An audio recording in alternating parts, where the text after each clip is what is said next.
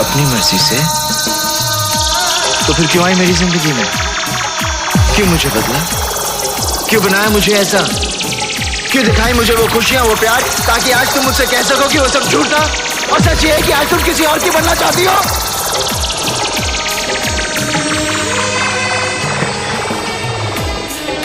काजल, मैं जानता हूं कि तुम सिर्फ मुझसे प्यार करती हो, सिर्फ मुझसे। मैं तुम्हारे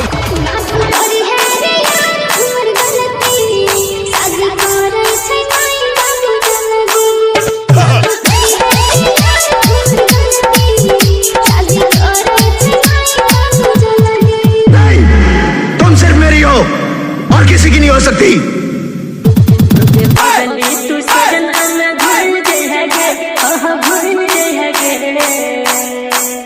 इतना सन्नाटा क्यों है भाई? इतना सन्नाटा क्यों है भाई? इतना सन्नाटा क्यों है भाई?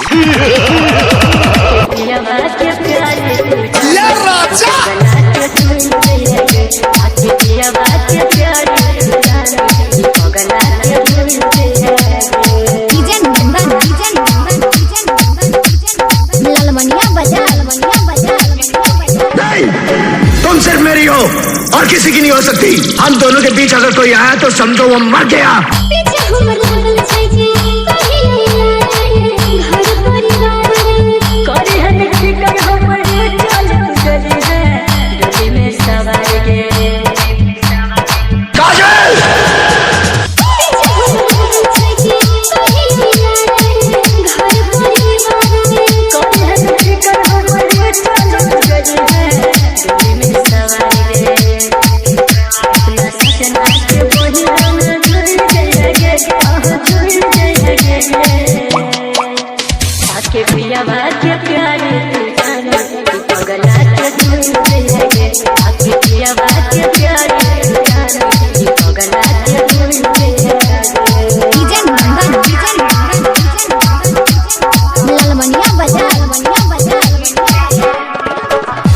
हम प्यार करने वाले मौत से नहीं डरते और दिल मोहब्बत करने से पहले किसी की इजाजत नहीं लेता।